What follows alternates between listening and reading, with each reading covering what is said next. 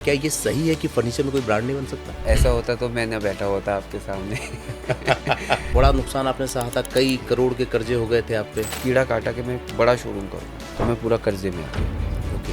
हमारे देश में जो देना जानता है ना, वो लेना भी जानता है। खतरनाक लोग बोलूँगा उनको। मतलब आप बिल्कुल जीरो पे आ गए। पूरे जीरो पे आ गए। मेरे पास 2-2 हज़ार 3-3 हज़ार रुपये नहीं होते थे। जिसके बाद कहानी आपकी शानदार है, तो मुझे लगता है लोगों को पता चलना चाहिए। तो अभी मैं इमोशनल होने वाला हूँ। कहीं ना कहीं नेवर गिव अप का मोटिवेशन रहता है। ऐसे बाल खराब हुए हुए, आंखें लाल। जब मरना ही है ना, तो आज नहीं मरते, कल मरेंगे, एक वीडियो बनाएंगे। टेक्निकल वहाँ से हटाया और फर्नीचर वहाँ डाला, गुरु वही रखा। और वो मैंने वहाँ पे लाइव किया और सुबह तक मेरे पास 4 कॉल आ गए। दीवार को धक्का नहीं लगाना, जैसे बोलते ना, दरवाजे पे धक्का लगाना। दरवाजा खोलोगे तो 100 दरवाजे खोल देंगे। अगर धरती पे कोई डिवाइन एनर्जी है, कोई ताकत है, तो वो सोशल मीडिया है। बड़े बड़े पन्ने हिला देगी।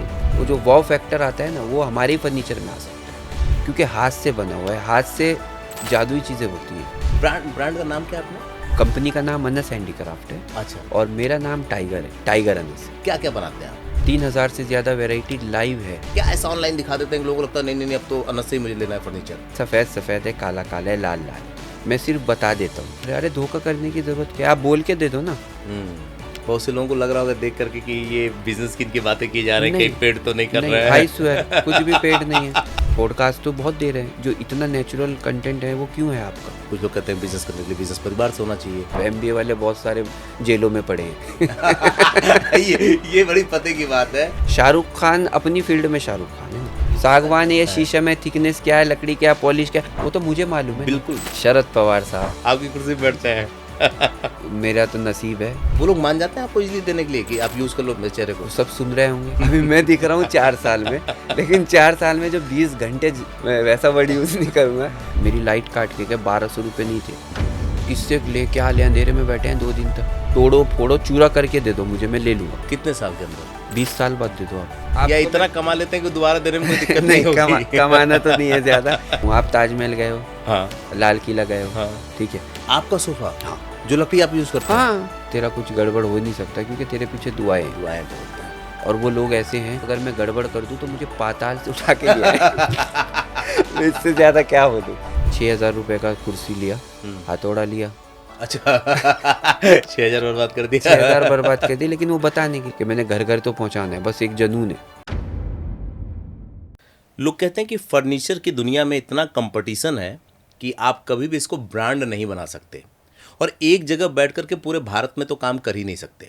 आज हमारे साथ एक ऐसे शख्स हैं जिनकी उम्र मात्र 32 से 34 साल होगी या उससे भी कम, और इन्होंने न सिर्फ देश बल्कि दुनिया तक में अपना फर्नीचर बेचा है। 15,000 एम्प्लॉय काम करते हैं और हिंदुस्तान में जो भी कुछ नया आता है उसके साथ ये काम करते हैं। इतना नहीं, बल्कि इनका सिद्धांत भी है कि हम जो सही है वही बेचेंगे, जो गलत है उसको हिंदुस्तान के लोगों को नहीं देंगे। कई बार ये चाइनीज़ सामानों से दूरी बना के रखते हैं। मतलब गजब के लोगों को रोज़गार दिया और मार्केट में एक ऐसा एग्जाम्पल पेश किया कि अगर आप फर्नीचर का बिजनेस करते हैं तो ज़रूरी नहीं कि आप अपने शोरूम से ही चीज़ों को बेचिए, वहाँ अपनी ग्राहक को लेकर के आइए, बल्कि ऑनलाइन भी अपने सामान को बेच सकते हैं। तो आइए सीधे बात करते हैं और ये भी जानते हैं कि बिजनेस करना आसान है या कठिन। और इनका नाम है टाइगर अनस, और जब आप इनके प्लेटफॉर्म पे जाएंगे तो आपको लगेगा कि सच में ये अपने बिजनेस के रियल टाइगर हैं। Thank you so much Anas भाई। जय Maharashtra. Thank you so much, आपने इतना प्यारा इंट्रोडक्शन दिया, मतलब मज़ा आ गया सुन के। और आपने मुझे इनवाइट किया, स्पेशली हमारे जैसे लोगों को आप लेकर आ रहे हो। बहुत प्यारा काम कर रहे हो। मैंने आपका फ़्लाइट में देखा था जब मैं आने वाला था, तो काफ़ी मुझे इम्प्रेस हुआ आपका जो अंदाज़ है और जो आपके पॉडकास्ट ले रहे हो आप। शायद ही इंडिया में बहुत कम लोग हैं जो इतना रियल कंटेंट ले रहे हैं। Thank you so much. मैं तो इस बात से हैरान था कि मेरे कुछ क्लाइंट हैं, मेरी डिजिटल मार्केटिंग की कंपनी है और प्रोडक्शन हाउस है, वो ये मुझसे कहते रहे आज तक कि ना कि फर्नीचर में इतना कंपटीशन। हमारे यहाँ कीर्तिनगर मार्केट है दिल्ली में, आप जानते होंगे। हाँ जी, हाँ जी। वहाँ के जो हमारे क्लाइंट हैं वो हमेशा ये कहते हैं कि इसमें इतना कंपटीशन है कि आप कभी इसको ब्रांड नहीं बना सकते, और इतने लोग बैठे हुए हैं कि एक डिजाइन कोई दूसरा बना के दे देता है। क्या ये सही है कि फर्नीचर में कोई ब्रांड नहीं बन सकता? नहीं, ऐसा नहीं। अगर ऐसा होता तो मैं न बैठा होता आपके सामने। मुझे लगता है अगर सही जगह पे सही निशाना लगाया जाए तो फिर कोई भी ब्रांड बन सकता है। जब मेरे जैसा आदमी बन सकता है जिसका बैकग्राउंड बिल्कुल अलग है सोशल मीडिया पे आके, तो कोई भी कर सकता है। सिर्फ मेहनत करिए, फोकस रहिए और सब्र रखिए, तो गेम बदल जाएगा। आप कहते हैं कि कुछ चीज़ों को लेके आप धंधा नहीं करते हैं, वो कौन से वसूल है आपके, किन चीज़ों पे धंधा नहीं करते हैं? मैं कभी ज़िंदगी में चाइना का सामान नहीं बेचूंगा। मैं चाइना के बहुत ज़्यादा ख़िलाफ़ हूँ। और मैं इस वीडियो में सबसे पहले आपके व्यूवर्स को बता देता हूँ, जो भी लोग वीडियो देख रहे हैं, बहुत नॉलेज वाला होने वाला है, बहुत फ़ायदा होने वाला है इस वीडियो पे। पूरा पॉडकास्ट देखना, लाखों करोड़ों रुपए का फ़ायदा होगा फ्यूचर में हर इंसान का। अब बताता हूँ चाइना मैं क्यों ख़िलाफ़ हूँ चाइना से, और अपना फर्नीचर क्यों बेचता हूँ। अपना मीन्स हमारे देश का फर्नीचर। कोई भी आइटम चाइना से जब आती है, अगर कोई भी डीलर वहाँ से लेकर आता है 1 करोड़ का फर्नीचर है, तो उसमें 20% कोई भी शॉपकीपर मैक्सिमम 20% मार्जिन रखता है। कोई भी हो, 10% 20%। अगर 20% भी रखता है, 1 करोड़ का बिजनेस हुआ, 20 लाख उसने रखा, तो 80 लाख किधर जाता है? चाइना में जाता है। बिल्कुल। जब आप अनस हैंडीक्राफ्ट से, टाइगर अनस से सोफ़ा लेते हैं और 1 लाख का सोफ़ा लेते हैं और 1 लाख रुपए में 20,000 में कमाता हूँ, तो 80,000 किधर जाता है? देश में। तो वही मैं बताता हूँ कि भाई ज़रूरी थोड़ी होती है कि आप इकनॉमी, अगर आप रियल इस्टेट में हैं या कुछ मास्टरी कर रहे हो तो ही आप भला कर सकते हो देश का। आप इस तरह भी तो करो ना। अगर हम 15,000 मज़दूरों को एम्प्लॉयमेंट दे रहे हैं हमारे हैंडीक्राफ्ट, तो वो कौन है मज़दूर? हमारे भारतीय ही तो हैं। तो बस वो है, तो वो ही कर रहा हूँ मैं। आपकी एज क्या होगी? मेरा 33। इतनी कम उम्र में इतने तजुर्बे और इतना ज्ञान, मतलब कैसे? ये पारिवारिक मिला है या आपने खुद इतनी ये मेहनत की है इस पे? पारिवारिक भी बोल सकते हैं। वो खान कुछ ब्लड में होते हैं जो शेर के बच्चे को सिखाया नहीं जाता शिकार करना। तो एक तो वो भी है बात, और बाकी थप्पड़ जब लाइफ में लगते हैं, बहुत थप्पड़ खाए हैं। छोटी उम्र में कुछ ज़्यादा ही थप्पड़ लग गया, तो उसकी वजह से बन गए हैं।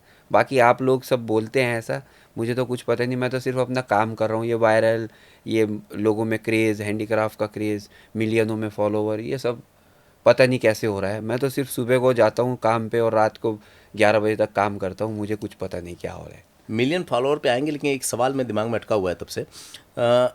चाइना की बात करते हैं, जब लोग चाइनीज़ सामान खरीदते हैं ना, तो उसके पीछे माइंडसेट होता है कि वो सस्ता पड़ता है उनको, और इंडिया के जो सामान है या जो यहाँ के लोकल सामान बनते हैं वो बहुत महंगे सामान बनते हैं। तो आप इस पे क्या कहेंगे, और ड्यूरेबिलिटी किसकी ज़्यादा होती है? वो तो मजबूती तो दिमाग से ही निकाल दीजिए। वो तो फालतू बकवास मैं वीडियो पे बोल रहा हूँ। मतलब अगर आपको पैसे को आग लगा देनी है तो आप चाइना खरीदेंगे। चाइना की कोई लाइफ नहीं है। ओके। और रही बात प्राइस की, तो ये मिथ्या है कि कार्विंग का फर्नीचर, रॉयल फर्नीचर एक्सपेंसिव होता है। कभी नहीं होता है। रॉयल फर्नीचर, वुडन फर्नीचर सबसे सस्ता है। कैसे महंगा हो जाएगा? जब हमारे देश का ही कारपेंटर है, देश का ही पैकिंग वाला है, देश का ही पॉलिश वाला, तो एक्सपेंसिव कैसे हो जाएगा? उल्टा चाइना बाहर से आ रहा है तो महंगा होएगा, कस्टम लग रहा है। अब वो यहाँ पर वुडन क्यों एक्सपेंसिव बैठता है? क्योंकि वो 10 जगह से थोड़ा थोड़ा आता है। सपोज सबसे पहले बनाता कौन है? कारपेंटर। अभी कारपेंटर की माँ है, वाइफ है, बच्चे हैं, तो वो भी अपना 10-20% रखता है। कारपेंटर बना के किसको देता है? मैन्युफैक्चर को। मैन्युफैक्चर का भी 20% रख लेता है। मैन्युफैक्चर देता है डीलर को, डीलर भी अपना 20% रखता है। डीलर देता है फ्रेंचाइजी को, फ्रेंचाइजी भी अपना 20%, फ्रेंचाइजी देता है शॉपकीपर को, वो भी 20%। अब 100 रुपये की चीज़ 20 किया तो 200 की हो जाती है। फिर वो देता है फाइनली कस्टमर को 220 की। हमारे केस में जब कोई आता है तो 100 रुपये की चीज़ होती है, और उसमें मैन्युफैक्चर भी मैं हूँ, डीलर भी मैं हूँ, कारपेंटर भी मैं हूँ, शॉपकीपर भी मैं हूँ। तो वो 20% तो होता ही नहीं है। तो डायरेक्ट 100 रुपये की चीज़ 110 और 120 में जाती है। तो इसकी वजह से महंगा नहीं होता है। महंगा तो उन लोगों ने किया हुआ है क्योंकि वो दूसरों के यहाँ से लेते हैं। आप कहते हैं कि पूरे देश में सप्लाई करते हैं आप? जी। तो क्या वहीं से, पुणे से बैठ के सप्लाई करते हैं? हाँ, पुणे से सप्लाई कर। वैसे मेरे 12 यूनिट हैं अलग अलग जगहों में, जैसे जोधपुर, जयपुर, राजस्थान, मुरादाबाद, कश्मीर, मैसूर, दिल्ली, मुंबई, सब जगह हैं। लेकिन जो मेन हमारा है वो, क्योंकि पिछले 50 साल का लेगेसी है, तो वो पुणे में ही है। तो अपने धंधे को बड़ा कैसे बनाया आप? थोड़ा सा मैं ये जानना चाहूँगा, इस धंधे की शुरुआत किसने की थी? ये दादाजी ने किया। और उसके बाद आपके पास आया? पिताजी के पास। पिताजी के पास। तो मैंने सुना बीच में तो बड़ा नुकसान आपने सहा था, कई करोड़ के कर्जे हो गए थे आप पे। अच्छा, ये है।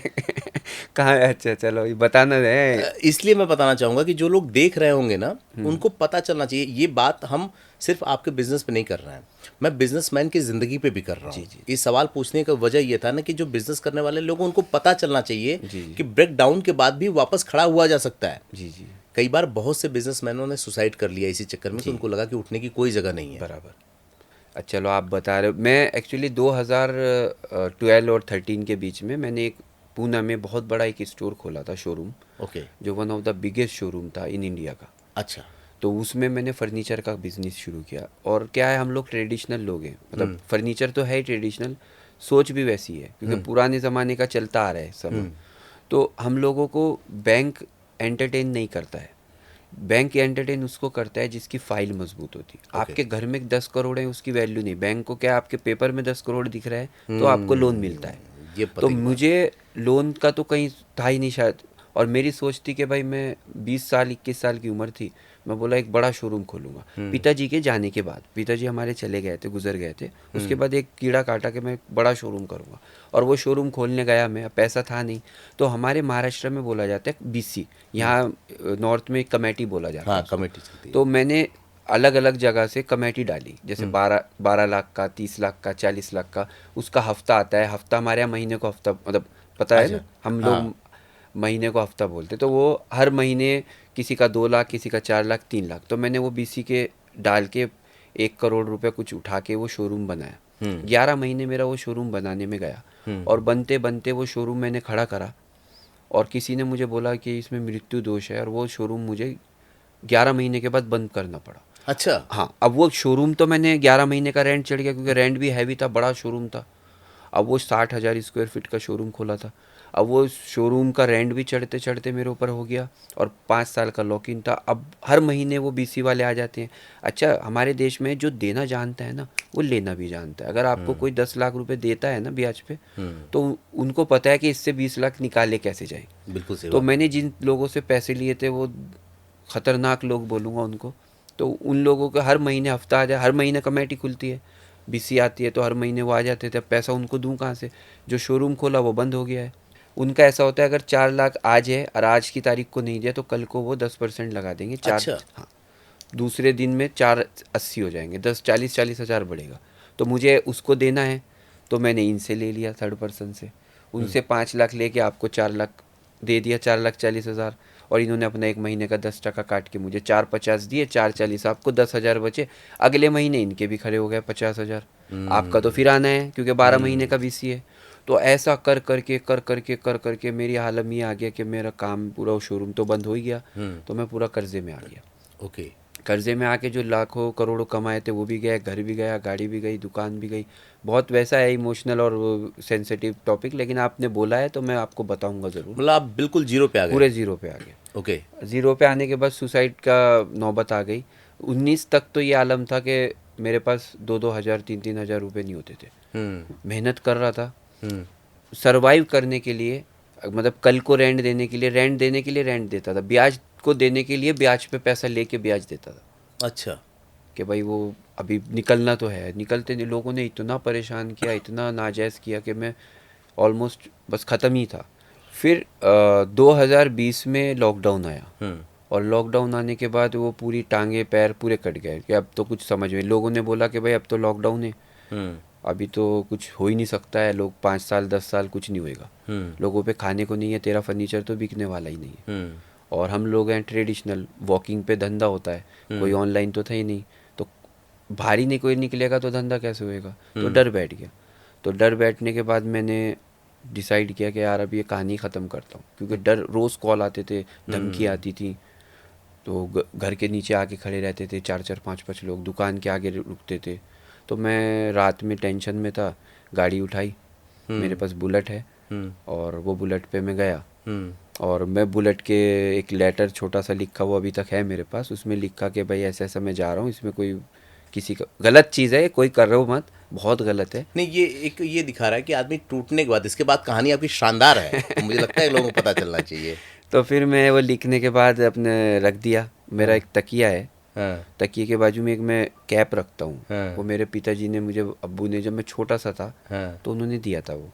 तो मैं वो रात में बचपन से लेके सोता हूँ। आज भी मैं आपका आया हूँ मैं पुणे से, तो मैं होटल में जहाँ ठहरा हूँ वो मेरे पास अभी भी कैप है। अच्छा। तो मैं उस कैप में, मैंने वो, अभी मैं इमोशनल होने वाला हूँ, तो मैंने वो रख दिया और मैं रख के चला गया। और रात को कुछ ऑलमोस्ट 3 बज रहे थे। हमारे पुणे में एक बहुत बड़ा ब्रिज है, यरोड़ा ब्रिज बोलते। ओके। और वो नदी है बहुत गहरी। तो मैं उस नदी के पास गया, बाइक, बुलेट लगाई। बुलेट होती है हैवी, बुलेट इसलिए बता रहा हूँ बार बार कि वो हैवी होती है, स्टैंड। और मैं उस, जब आदमी सुसाइड करने का सोचता है ना, तो वो सिर्फ उसकी दिमाग नहीं, पूरी बॉडी छोड़ देती है हिम्मत। तो वो बुलेट भी मेरे से हिल नहीं रही, तो मैंने स्टैंड की जगह उसको ज़मीन पे लिटाई, क्योंकि मेरे से खड़ी नहीं हुई जा रही थी, मैं पूरा टूट चुका था। और मैं ब्रिज पे खड़ा हुआ और नीचे देखा। 5 मिनट में ऐसे खड़ा रहा। वो अल्लाह का, भगवान का करना कि हवा नहीं इतनी थी, लेकिन मैं ऐसे खड़ा रहा, ऐसे देखता रहा, और पानी जा रहा है। और मैं बोला भाई अभी कूदता हूँ। फिर मैं बोला यार जब कूदना ही है, मरना ही है, एक दिमाग बोल रहा है, क्योंकि कहीं ना कहीं नेवर गिव अप का मोटिवेशन रहता है कि एक ट्राई और करे, कुछ और करके देखते। और फिर बोलते नहीं यार, अब फिर कल सुबह होएगी, फिर सुबह लोग आएंगे, फिर गाली गलौज करेंगे।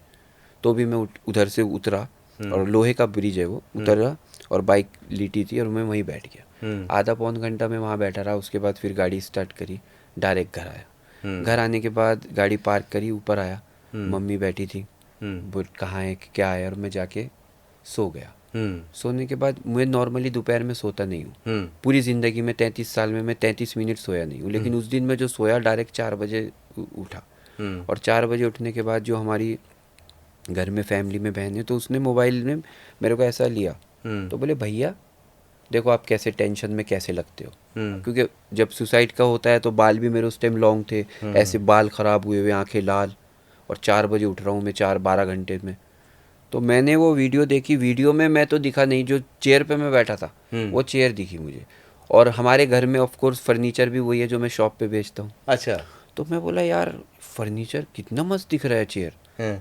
तो मैं बोला ले ज़रा एक और लिए वीडियो। तो फिर वापस उसने वीडियो लिया, और वहाँ से मुझे आया कि यार ये वीडियो, एक जब मरना ही है ना, तो आज नहीं मरते कल मरेंगे, एक वीडियो बनाएंगे। और वो वीडियो बना के, मुझे कुछ पता नहीं, सोशल, मैंने कभी फेसबुक नहीं यूज़ किया, इंस्टा यूज़ नहीं किया, मुझे ये भी नहीं पता ओपन कैसे किया जाता है। किसी ने बोला प्ले स्टोर में जाके यूट्यूब पे चैनल खोला जाता है। अब मेरा आईफोन था दूसरा छोटा वाला, तो उससे खुल नहीं रहा है। तो फिर वो यूट्यूब का ऐसे करके मैं OnePlus से मैंने यूट्यूब चालू किया। रात के 11:30 बजे तक मैं उसमें ही लगा रहा, खोल ही नहीं रहा, मेरे से हो ही नहीं रहा था। 11:30 ऑलमोस्ट 11:45 बजे मैंने वो वीडियो हुआ, 12 बजे मैंने वो वीडियो डाल दिया, नंबर भी अपना डाल दिया। फर्नीचर गुरु की जगह मेरा जो नाम है फर्नीचर गुरु है यूट्यूब पे। अब नाम भी रखा जाता है, तो मैं किसी को फॉलो करता हूँ तो वो टेक्निकल गुरु उनका नाम है। अच्छा, तो वो गौरव जी, तो वो टेक्निकल वहाँ से हटाया और फर्नीचर वहाँ डाला, गुरु वही रखा। और वो मैंने वहाँ पे लाइव किया, और सुबह तक मेरे पास 4 कॉल आ गए। अच्छा। हाँ। अब मैं बोला यार ये क्या गेम है, 5 मिनट का ऐसे ही खड़े होकर रैंडम सी वीडियो बना दी, और 4 लोगों ने कॉल कर दिया। पिछले 50 साल में तो कभी नासिक से, मुंबई से, पनवेल से कॉल आया नहीं। और यहाँ पे क्या गेम है। मैं बोला एक वीडियो और बनाता हूँ। बस वो वहाँ से मेरी जर्नी शुरू हुई, और अब आपके सामने। तो ये 1.2 मिलियन जो इंस्टाग्राम है, इसने वापस से आपको स्टेब्लिश किया क्या बिजनेस को? हाँ जी, ये इंस्टाग्राम, यूट्यूब, फेसबुक में सब जगहों, पिंटरेस्ट। तो अगर आप किसी को बताना चाहें कि इस मीडिया के माध्यम से कैसे बिजनेस खड़ा कर सकते हैं, तो क्या बताएंगे? मेरा एक तो बिजनेस तो देखो हर जगह एक वो चलता है कि भाई आप ईमानदारी करिए। मैं भी यही बोलूँगा, ईमानदारी के साथ सब्र भी रखिए। ओके। आप खाली ईमानदारी, 4 लोगों को ईमानदारी बोलते सारे लोग, लेकिन ईमानदारी के साथ अगर आपका सब्र नहीं है तो भी नुकसान देगा। और सही जगह पे करना है, दीवार को धक्का नहीं लगाना है। जैसे बोलते ना, अब ये दीवार है, इसको मैं धक्का लगाऊंगा तो मेरी बैंड बज जाएगी, इसकी कुछ नहीं होगी। दरवाजे पे धक्का लगाने, दरवाजा खोलेंगे तो 100 दरवाजे खोल देंगे। तो सही निशाना लगना चाहिए। तो अभी जैसे आप सोशल मीडिया का बोल रहे हो, तो सोशल मीडिया एक ऐसी चीज़ है, मैं पहले भी बहुत बार बोला हूँ, अपनी वीडियो पे भी बोला हूँ, अगर धरती पे कोई डिवाइन एनर्जी है, कोई ताकत है, तो वो सोशल मीडिया है। उससे बड़ी ताकत कुछ नहीं है, कुछ भी नहीं है। बड़े बड़े पन्ने हिला देगी। और आने वाले टाइम में आप और भी देखेंगे, हमारी पूरी टीम काम का, अभी तो टीम है, अभी पहले तो मैं सिंगल था। तो आपकी कितने लोगों की टीम होगी जो सोशल मीडिया पे काम करती है? ऑलमोस्ट 40 लोग हैं। 40 लोगों की टीम काम करती है। मतलब गजब का बाउंस बैक आपने मारा। कि एक टाइम वो था कि आप कूदने जा रहे थे, दूसरा टाइम ये कि आप हिंदुस्तान में घूम घूम के पॉडकास्ट कर रहे हैं, लोगों को बिजनेस समझा रहे हैं। जी। मुझे ये बताएं कि आपके फर्नीचर में ऐसा क्या खास था जो दूसरे फर्नीचर के मार्केट में टूट जाते हैं और आप इंटरनेशनल पहुंच गए? एक तो देखो, जब हम देश के साथ जुड़ते हैं तो कमाल नहीं धमाल होता है। मेरा प्योरली देसी आइटम है। ठीक है। तो एक तो ये सबसे, क्योंकि मैं अकेली फैमिली नहीं है, 140 करोड़ की मुझे लगता है वो सारी जनता है, कहीं ना कहीं कोई ना कोई कनेक्ट हो रहा है। इस वजह से मुझे लग रहा है, क्योंकि जो लोग फर्नीचर वाले हैं वो मिक्स कर रहे हैं। अब कोई भी चीज़ मिक्स नहीं चलती है, वो खाना हो या ज़िंदगी हो या कुछ भी हो। और दूसरा मजबूती भी है, हमारा काम में ऐसा है जो इंसान, अच्छा अप्रिशिएशन भी होता है, जैसे हर इंसान अपनी ज़िंदगी में मेहनत करता है लेकिन उसको कहीं ना कहीं मोहब्बत और इज्जत की, रिस्पेक्ट की वो रहती है। तो हमारे काम में जब फर्नीचर कोई लेता है ना तो वो करोड़पति हो या ना हो फील दे देता है करोड़पति का। घर में रखा होता है ना कि यार क्या बात है, वो जो वाव फैक्टर आता है ना वो हमारे ही फर्नीचर में आ सकता है, क्योंकि हाथ से बना हुआ है। हाथ से जादुई चीज़ें होती हैं, हाथ से कमाल और धमाल होता है। हाथ की जो जादूगिरी है ना, अभी जैसे माँ के हाथ की रोटी है, वो 5 स्टार के होटल रेस्टोरेंट में भी नहीं मिलेगी, जो क्योंकि वो हाथ से बना है, उसमें इमोशंस है। तो हमारे काम में इमोशंस है, प्यार है। कितने कस्टमर होंगे वर्ल्ड वाइड आपके? हैप्पी क्लाइंट्स का बोलेंगे तो 10 लाख प्लस हो चुके हैं जिनकी 10 लाइव लाख टेस्ट। प्लस? हाँ, जिसकी 50 लाइव सालों में टेस्ट या 3-4 सालों नहीं, में? ये 3 साल में हुआ है। 3 साल में? इनकी टेस्टिमोनीज है, कस्टमर घरों पे डिलीवरी करते हैं। हाँ। और आप पूछ रहे हो इसलिए बताओ क्योंकि आप तो मतलब देवता हैं इस मामले में। अरे आपके आगे कुछ नहीं छुपा सकते और छुपाना भी गलत है। आपका अधिकार है पूछना और मुझे बताना भी मेरा हक है कि लोग, कस्टमर को हम डिलीवरी करते हैं और वहाँ से वो हमको खुद होके बोलते हैं अच्छा। कि टाइगर सर को बोलो हम टेस्टिमोनी देंगे। हाँ। और इस तरह हमने कभी किसी से नहीं बोला हमारे को टेस्टिमोनी दो, हमने कभी किसी को नहीं बोला आप रिव्यू दो। हाँ। आप मेरे रिव्यू देखेंगे, कोई दिल्ली से है, कोई बेंगलोर से, कोई दुबई से, कोई अमेरिका से, लोग डिलीवरी दिया है वहाँ से टेस्टिमोनी और ये रिव्यू। मैं मानता हूँ टेस्टिमोनी और रिव्यू ऐसी चीज़ है जो लाखों दे के भी नहीं मिलती है। हाँ, बिल्कुल सही बात है। रिव्यू तो ऐसे भी गूगल पे इतना रिस्ट्रिक्टेड है कि आप कुछ भी वो कुछ नहीं भी कर नहीं सकते। जी। 10 हमारे 4000 5 स्टार रिव्यू जो अमेज़ोन पे भी किसी के नहीं है। ये मैं वीडियो पे बोला, पूरे हिंदुस्तान में किसी के 4000 5 स्टार रिव्यू नहीं है। मैं चैलेंज कर रहा हूँ 5 स्टार कंटिन्यू। और आप रिव्यू पढ़ेंगे, अब मेरे वीडियो के बाद देखना रिव्यू, आप बोलेंगे कि यार रिव्यू है या क्या है। लोग इतना मोहब्बत देते हैं। ब्रांड का नाम क्या आपने? मेरा नाम अनस है और टाइगर कंपनी का नाम अनस हैंडीक्राफ्ट है। अच्छा। और मेरा नाम टाइगर है, टाइगर अनस है। इसी नाम से ब्रांड है अपना? हाँ, अनस हैंडीक्राफ्ट से आप बोलिए। अच्छा, जो विदेशों से आप बिजनेस करते हैं वो हैंडीक्राफ्ट का ज़्यादा करते हैं या फर्नीचर का ज़्यादा करते हैं? अभी तो दोनों चल रहा है, पहले हैंडीक्राफ्ट होता था। क्या क्या बनाते हैं आप? हमारे पास सोफ़ा है, बेड है, डाइनिंग है, पार्टीशन है, रॉकिंग चेयर है, वॉल हैंगिंग है, गिफ्ट आर्टिकल्स है, टेम्पल है, स्टेच्यू है, एक्यूप्रेशर है, क्रॉकरी है। 3000 से ज़्यादा वैरायटी लाइव है। 12 स्टेट का हमारे पास लाइव स्टॉक है। 12 स्टेट का? 12 स्टेट का लाइव स्टॉक किस तरह से मतलब आप फील एंड टच करिए। अच्छा। ये हम पिक्चरों में देसी इंसान हूँ, मुझे लगता है जो लाइव है वो लाइव है। अब ये तो फिर जैसे वो शादियों में कुछ भी, वो शादी लड़का लड़की की हो रही है तो कुछ भी बता देंगे फोटो हाँ। में, और वो जब लाइव देखेंगे तो कुछ और होता है। तो मैं वो बिलीव नहीं करता हूँ। मैं बोलता हूँ आओ बैठो, फील करो, हाथ में देखो, टच करो, खुशबू लो, फिर आपको पता है। तो वो मैंने 3000 वैरायटी रखा है। क्या बात है, गजब। आपको पहला इंटरनेशनल ऑर्डर कैसे मिला था, क्या माध्यम था वो? यही डिजिटल? हाँ, डिजिटल, सब कुछ डिजिटल से हुआ है। मतलब काम तो हम 50 साल से कर रहे हैं दादाजी के टाइम से, लेकिन जो जे करवाया है, जो आपने बोला है, वो डिजिटल से ही है। क्योंकि मेरा मानना है, अभी हम इस ऑफिस में बैठे हैं आपके ऑफिस में कौन आएगा जो इस बिल्डिंग में है? हाँ। या इस एरिया में? हाँ। 10 लोग 20 लोग जो जानते हैं वही आएंगे।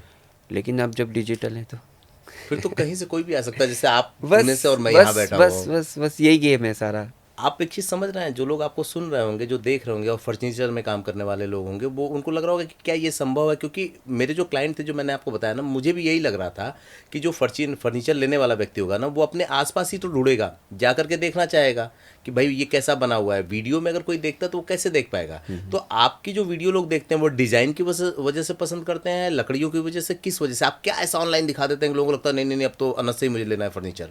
मैं क्या करता हूँ, अब ये बहुत सीक्रेट है, वैसे सीक्रेट है भी नहीं, लोगों को लगता था ये। मैं बता, मेरा मानना है सफ़ेद सफ़ेद है, काला काला है, लाल लाल है। मैं सिर्फ बता देता हूँ। अभी ये दीवार है, ये वाइट है, ये ऑफ वाइट है, ये ब्राउन है, ये ब्लैक है, इसके अंदर पर्पल कलर है। हाँ। तो मैं ये चीज़ बताता हूँ जो लोग फर्नीचर वाले नहीं बताते। मैं बोल देता हूँ कि 32 डेंसिटी है तो 32 ही डेंसिटी है। वो 32 को 40 बोल देंगे, 24 को 32 बोल देंगे। लकड़े का थिकनेस अगर 2 इंच है तो मैं 2 इंच बताता हूँ। तो लोगों को लगता है कि तू इतना क्यों बता रहा है, तुझे 50,000 सोफ़े का मिल रहा है, तू सोफ़ा दे। मैं बोलता हूँ बात सोफ़े की नहीं है यार, बात एक इमोशंस की है। उसने ड्रीम हाउस बनाया है। कोई आदमी, आज घर बनाना आसान नहीं है, ज़िंदगी गुजर जाती है घर बनाने में। तो घर बनाने के बाद बंदा मेहनत के पैसे लाता है और आप कुछ भी कर रहे हैं, अरे धोखा करने की ज़रूरत क्या है? आप बोल के दे दो ना। तो मैं बोल देता हूँ, बस यही राज है, बाकी लोग पसंद करते हैं। और ये तो टाइगर अनस का ये रूप निकल के आया, ये कैसे निकला? मतलब ये एक तो नया रूप है, मतलब 3 सालों में ही। हाँ, ये एक्चुअली क्या होता है ना, अपनी खुजली अपने को खुजाना है। हाँ। तो ये बात समझ में आई 2020 के बाद ओके। कि यार तुम कुछ होने वाला नहीं, उससे 5%, उससे 10%, उससे 3, ये तो सिर्फ स्टीरॉयड है।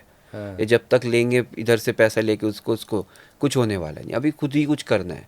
और क्या ना करता, मरता क्या ना करता, तो बस ऑप्शन ही नहीं था। मैं बोला अभी वैसे भी तू मरने वाला, इससे बुरा तो कुछ हो ही नहीं सकता दुनिया में, अब तो पूरी दुनिया तेरे हाथ में है। तो वहाँ से गेम चेंज किया है और आपके सामने है बस। जिसे बहुत लोग सुन रहे होंगे ना, तो बहुत लोगों ने कर्जा ले रखा होगा और बहुत लोगों को बिजनेस के लिए कर्ज लेना भी पड़ता है जी। तो वो इसको कैसे डील करें? गिरावट तो हर बिजनेस में आती हाँ, होगी, तो बराबर। वो इसको डील कैसे करें? जैसे वो क्या माइंडसेट हो देखो, सकता है? टाइम देना पड़ता है। मेरा गेम खराब क्यों हुआ था? क्योंकि मैंने टाइम नहीं दिया था। अगर आप गलत जगह में फंस गए हो, हाँ। अब आप सपोज अभी किसी को 6 पैक बनाना है, तो या तो आप 6 महीने करो, जिम जाओ, प्रॉपर डाइट लो, या फिर 1 महीने एक्सरसाइज हैवी करो और स्टीरॉयड लो। दोनों में, बल्कि स्टीरॉयड लेंगे तो 6 पैक जल्दी बनेंगे, लेकिन फिर वो गिर भी जाएंगे, नुकसान भी होगा, बॉडी भी डैमेज बस होगी। वही गेम है। आपको थोड़ा सब्र करना पड़ेगा। मैंने जैसे बोला, सब्र करो और टाइम दो और फोकस करो। अगर आपने 2 लोगों से ब्याज पे पैसा ले लिया है तो उन 2 लोगों को ही कन्विंस करो, ना कि 20 लोगों से और लेके 2 को दो। आप 2 के आगे पैर पड़ के बोल दो भाई मेरे पास नहीं है, क्योंकि वो बाद में 4 महीने के बाद वो 2 के 10 होने वाले हैं और फिर 10 के आगे आपको पैर पड़ना है। तो इससे अच्छा 2 के आगे पढ़ो, उनको समझाओ भाई गलत हो गया, और हर आदमी सुनता है। आप झूठी शान में उससे उसको देंगे, उसको देंगे, डूबने ही वाले हैं। कई बार ये भी देखा जाता है कि बिजनेस नहीं चल रहा होता, आदमी पैसा लेकर के डालता जाता है कि एक दिन चलेगा, मेरा टाइम आएगा। ये सही तरीका नहीं, है या गलत कोई है, स्ट्रेटजी होती है? गलत है। अगर एक थप्पड़ लग गया है, दूसरा थप्पड़ लग गया, तीसरा थप्पड़ लग गया, तो चौथे पे जाग जाओ यार, अभी तो गलत हो रहा हूँ मैं, कहीं ना कहीं गड़बड़ हो रही है। तो ये कैसे पता चलेगा? तो ये जागना पड़ेगा, कुछ स्ट्रेटेजी चेंज करनी पड़ेगी। क्या इस लगता है कि कोई सलाहकार की भूमिका लेना चाहिए अगर हम बिजनेस में सफल नहीं हो हाँ, रहे? सलाहकार तो चाहिए लाइफ में। सलाहकार के बिना तो कुछ भी नहीं है। आपके जीवन में सलाहकार की भूमिका क्या रही? मेरे जीवन में तो सारा कुछ ही सलाहकार ने किया है। मैं तो जैसे अभी आपको बोला, मैं तो सलाहकार के बिना तो मैं कुछ भी नहीं। और मैं मतलब देखो, मैंने जैसे बोला खुजली अपनी खुजानी होती है, लेकिन फिर भी गलत और सही का तो हमें पता। कभी कभी क्या होता है, जब हम उसमें ट्रैप में फंस जाते हैं ना, तो हमें बस इंस्टेंट निकलना होता है। तो फिर हम गलत डिसीजन क्यों होते हैं? इसीलिए तो होते हैं।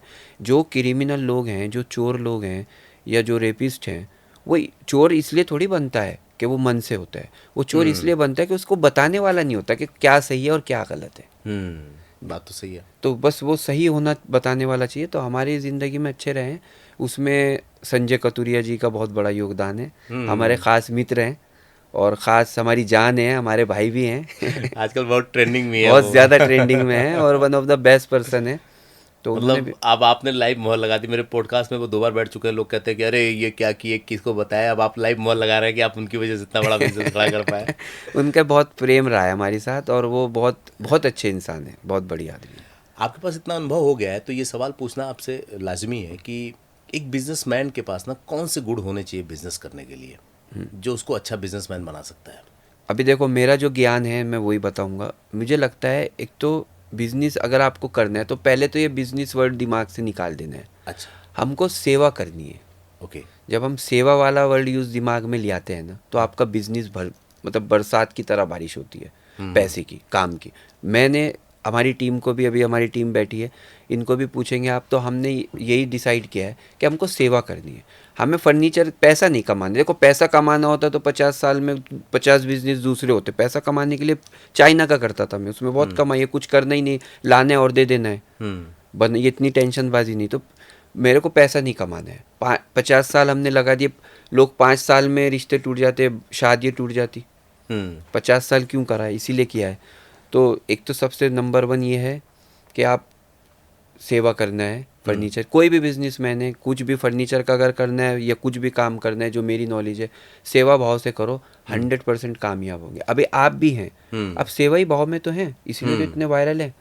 ऐसा पॉडकास्ट तो बहुत दे रहे हैं, जो इतना नेचुरल कंटेंट है वो क्यों है आपका? क्योंकि आप सेवा कर रहे हैं। आप मुझे लेकर आए हो पेज पे, क्यों लाए हो? बहुत से लोगों को लग रहा होगा देख करके कि ये बिजनेस की इनकी बातें की जा रही हैं, कहीं पेड तो नहीं कर रहे हैं। आई स्वेयर, कुछ भी पेड नहीं है। मैं तो आपकी मतलब वही तो बोल रहा हूँ, कि ये सेवा ही तो है। अब सेवा है तो फिर नहीं तो अभी काफ़ी लोग हैं काम कर रहे हैं, पॉडकास्ट भी बना रहे हैं जो पेड कर रहे हैं। तो बात तो सही कि नेक नियति से अगर हम कोई काम करते हैं ना तो ईश्वर साथ देता है, ऊपर वाला साथ होता है। आपको क्या लगता है कि एक बिजनेसमैन जो फेल होता है अपने बिजनेस में, उसके पीछे कौन सी बड़ी वजह होती है जिसकी वजह से वो फेल होता होगा? वो कॉपी करने जाता है। मुझे ऐसा लगता है, मतलब मेरी फील्ड में, हमारी फील्ड में क्या होता है, फर्नीचर की फील्ड में दूसरे क्या कर रहा है उसकी कॉपी करनी है। आप अपना इनोवेशन लाओ।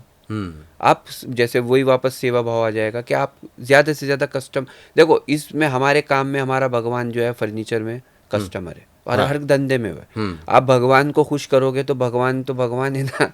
बात तो सही है। तो बस customer is a king. Customer है। अब ये 10 लाख हैप्पी क्लाइंट्स कैसे हुए? मैंने तो किसी को एक को भी नहीं बुलाया ना, वो 10 लाख जुड़ते गए आज यहाँ तक आ गए।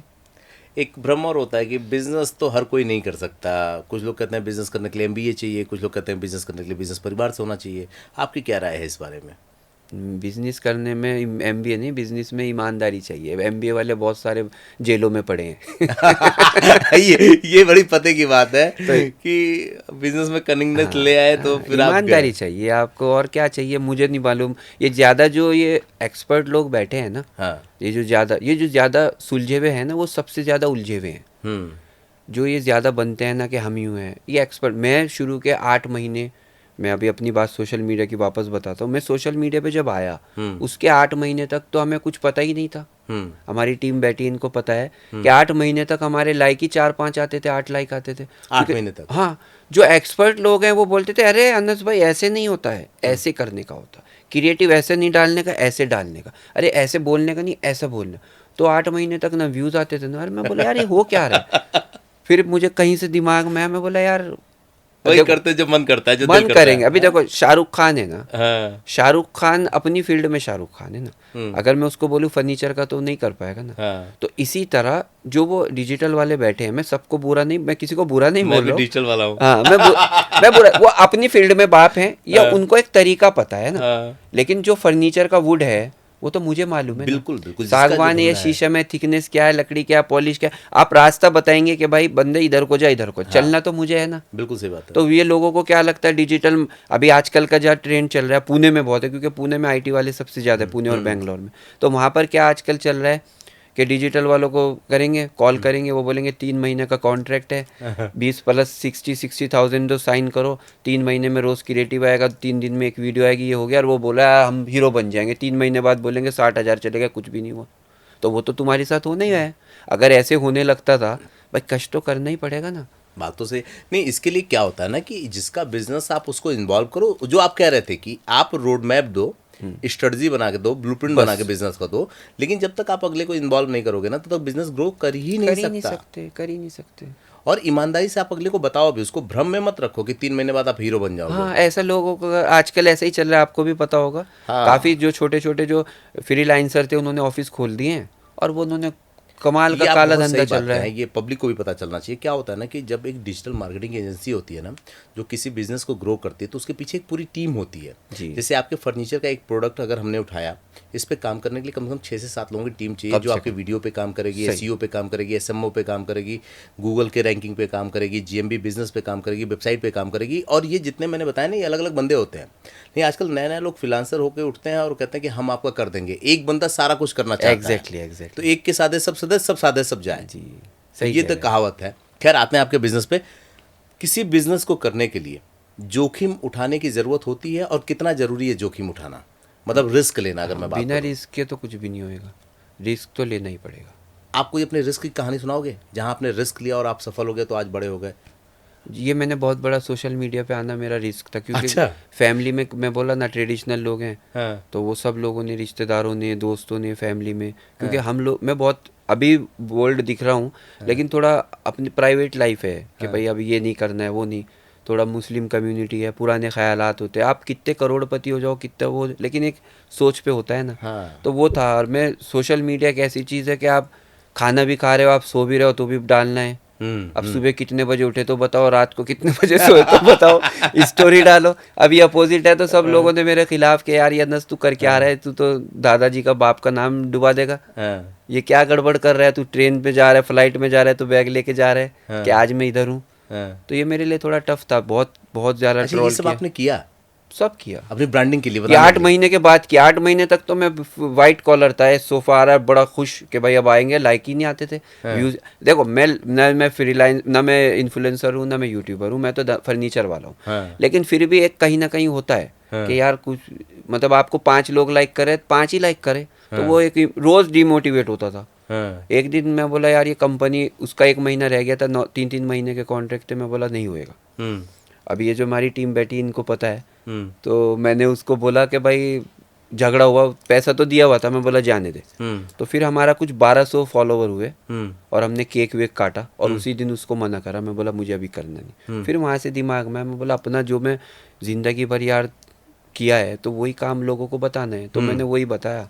हम्म। और अभी भी मैं वही बताता हूँ, मैंने कभी ज़िंदगी में एक स्क्रिप्ट नहीं लिखी। मुझे कुछ पता नहीं होता वीडियो पे क्या बोलना है, 1 मिनट पहले कुछ नहीं होता, क्योंकि सडन हो जाता है, सामने कोई आ जाता है, अरे बोले अनस भाई आपको देखा है, ये क्या है, हमारे बारे में बताओ, ये बताओ, मैं बता देता हूँ। अब वही कर रहा हूँ मैं, और अभी भी वही करना है। आपका भी मुझे आई स्वेयर पिछले 5 मिनट पहले पता ही नहीं था।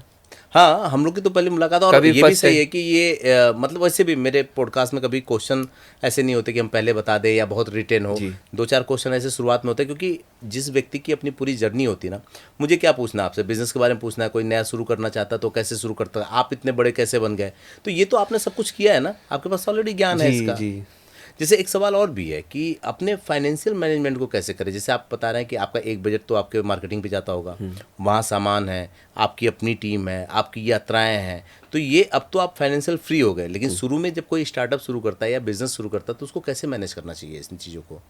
उसको आपको बजट मैनेज करना होता है। जैसे अभी आपके पास 100 रुपया है, हाँ। तो आपको पहले माइंड सेट करना होगा कि अगले, मतलब मेरा जो तरीका है कि भाई 1 साल में मुझे 2025 के एंड तक ये करना है, तो मुझे 100 रुपये में 20 रुपये मुझे मार्केटिंग पे लगाने हैं, 20 रुपये मुझे इस पे ट्रैवलिंग पे लगाने हैं, 20 रुपये मुझे दुकान पे लगाने हैं, 20 रुपये मेरा घर का करना है, 20 रुपये सेव करना है। ऐसा ये तरीका हो हमारा है। ओके। और अगर फंड ही नहीं है तो? फंड नहीं है तो जो धंधा हम करेंगे, हाँ। तो पहले दुनिया का कुछ भी नहीं करना है। जैसे मेरी हाल ये थे कि मेरे पास कुछ नहीं था, हाँ। तो मैंने क्या किया, शुरू के 2 साल, हाँ। 8 महीने के बाद, 8 महीने की एक्चुअली शुरुआत मेरी 2020 से हुई, ग्रोथ शुरू हुई 2021 के बाद जब मैंने अपना शुरू किया। उसके बाद 2 साल तक मैं जो भी सेल करता था, जो भी कमाता था, मैं उसी में डालता था। ओके। और कुछ भी नहीं करना है, आप आंख बंद कर लो, नाक कान सब कुछ बंद करके सिर्फ जो भी धंधा करना है उसको जमा करना है, उसी में लगाना है, बस यही ग्रोथ है। तो आपने तब सोचा था कि ये जो लगा रहे हो, जिससे आप दोबारा, मतलब एक चीज़ मुझे थोड़ा सा परेशान कर रही है कि एक चेयर ने आपकी कुर्सी बदली, कभी आपने सोचा था कि ये धंधा इतना बड़ा हो सकता है, क्योंकि आपके आसपास और भी दुकानें रही होंगी, बहुत है।